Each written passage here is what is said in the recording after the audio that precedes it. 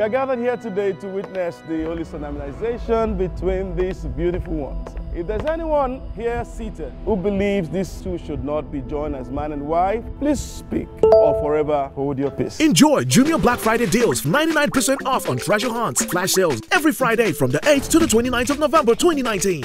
Junior Black Fridays, nothing else matters.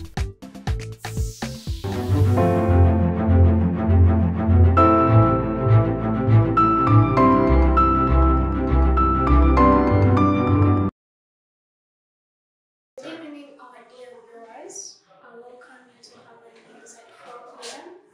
I'm Daniela Zaitun to begin with the headlines. Chief Justice Owini Dora to fight against favorism in the judiciary. The reopening of the education sector. The call for the global energy to shift from fossil-based heating energy. Allegations about the interested presidency of the Right Honorable Rebecca Kadaga in 2026 general elections. Entebbe International Airport is safe. Let's get the news in details. Chinese lenders have rejected Uganda's request to renegotiate a toxic clause in the $207 million loan used to expand the airport in the capital. Uganda has defaulted on debt repayment, triggering a takeover from lender Export-Import Bank from China. The loan was contracted in November 2015, and at the time the Ugandan government waived international immunity, exposing the airport to a future takeover without international protection. Entebbe International Airport is Uganda's only international airport and handles over 1.9 million passengers per year. The Minister of Information, Honorable Chris Badiomusi, categorically clears that the allegations that Entebbe International Airport has been surrendered to China in exchange for cash is not true. In the statement issued yesterday, the government spokesman Chris Badiomusi said that Uganda cannot give up such an important national asset, and it can never happen, as he explains in his speech.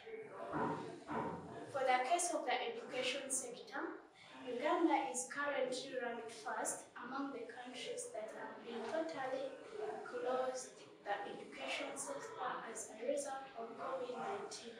However, the reopening of schools is now fully hoped in January 2022, according to the announcements made by the President as he was addressing the nation last night.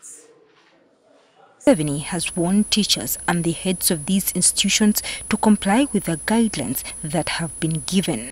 We now think that it is safe to open for only the candidate classes. But don't say that we remain paralyzed because some people are not implementing COVID. No, they must implement. This is a war. We are in the war. We are in a war where 1 million people in the world have died.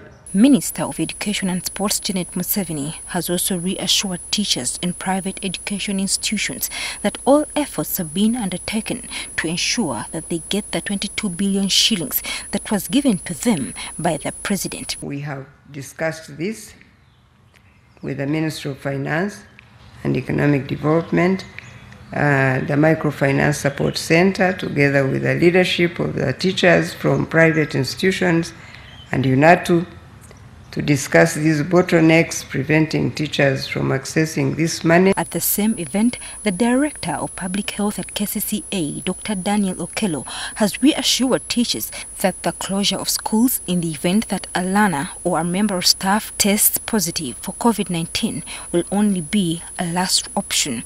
As we are working on the SOPs with the Ministry of Education, the principle was to have continuity of learning. So, closing of a school will be an extreme measure. It won't be the first option.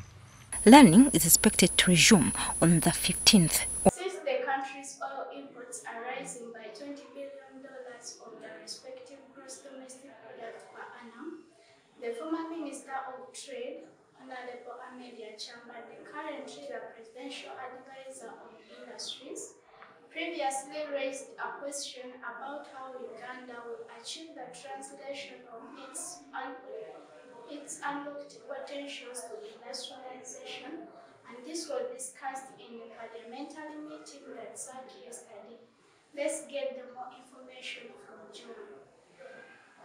The experienced circulation of the fake posters of the Right Honorable Rebecca Kadaga last week has removed her out and refuted the claims that she's interested in running for the presidency in the 2026 national elections. This is alleged that this case was reported to the Uganda Communication Commission and other security agencies after its flow on the social media in May 2021. The Right Honorable explains. According to the report given out yesterday, the Chief Justice Alfonso Owini-Dolo stated that all magistrates should have equal chances to serve up the country in the city courts and abroad. In a due course, the Chief Justice has said that this would be a path of eliminating favoritism in the judiciary, as David Peter explains. Thank you for watching our news. Music Plus is coming shortly after the advert. I remain that